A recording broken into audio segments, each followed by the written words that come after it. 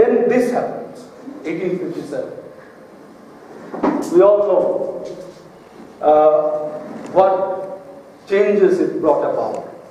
It also brought about changes in the sphere of colonial knowledge making.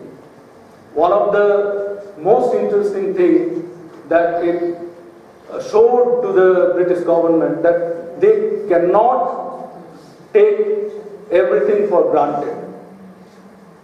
All that brought into foreground the very fact of an anxiety, an epistemic anxiety, that we do not know this region well. We cannot predict well ahead about anything, because the Indians will always come up with some kind of surprise. To negate this surprise element, William Wilson Hunter came up. I briefly mentioned in the first introductory section of my presentation that Hunter noticed that no material on Santhal rebellion exists in Birbhum treasury. That's what prompted him to actually go for the source materials. Look for the letters written by different officials. Look for their various interactions that took place between different officials, and he worked for 3 long years to produce one of the most interesting and important imperial book of history written by a British, the Annals of Rural Bengal. This book actually gives you an account of Birbhum from a very close and personal corner, but also takes into account various elements that were missing from other histories of India, written by the same set of imperial historians. What are the things that differentiates Hunter from the previous historians?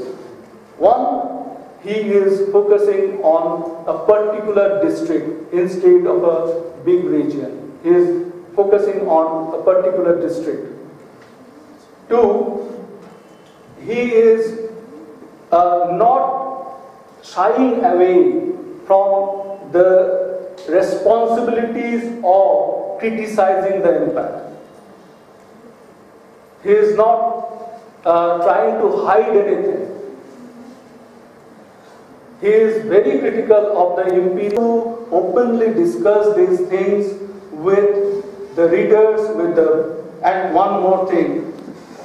When Hunter wrote the Annals of Rural Bengal, obviously he had an idea of a normative reader. And that normative reader is not an Indian reader. His normative reader was a British, right? But Indians also were reading this book, and they made good use of this book. I'll discuss that thing in the later half of my paper. He also compiled a comparative dictionary of the languages of India, creation of a statistical account of Bengal, a 20-volume masterpiece, in the sense that it covered every single inch of this particular province. Just to give you some idea of the mammoth, the hugeness of his exercise, the 20 volumes statistical account of Bengal was most certainly the largest imperial work on any Indian province by a huge margin. A massive intellectual operation that covered an estimated area of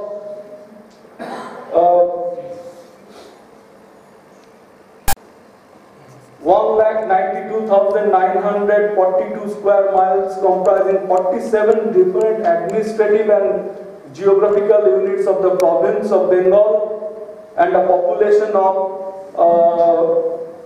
6 crore or thereabout. It contained no less than 8,246 pages of information, which is 1/4 of the total printed pages of district accounts produced till 1881 for the whole of India. So you can see how deep that study was. There were some other very important figures whom we should not forget. Herbert Hope Risley is one, a British administrative official and ethnographer. He was part of Hunter's grand projects like the Statistical Account of Bengal, an Imperial Gazetteer of British India, conducted a mammoth ethnographic survey in Bengal which provided him the source materials for his famous book, The Tribes and Castes of Bengal. There's another very important figure whom I would like to draw your attention to. He is George Abraham Grierson, an ICS and a linguist of great repute. He conducted a vastly important survey on Indian languages.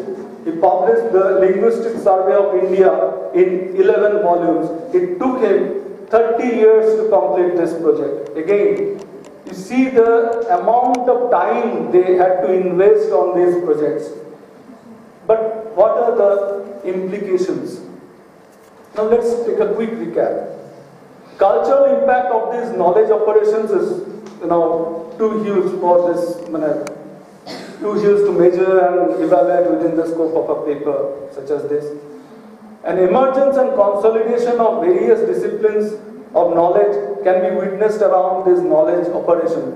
They are as follows: cartography, geography, statistics, botany, zoology, lexicography, anthropology, history, ethnography, etc. Official narratives in their way created a sense of a compass, a field of view, a set of rules and tools for seeing, describing and ultimately knowing India and its people.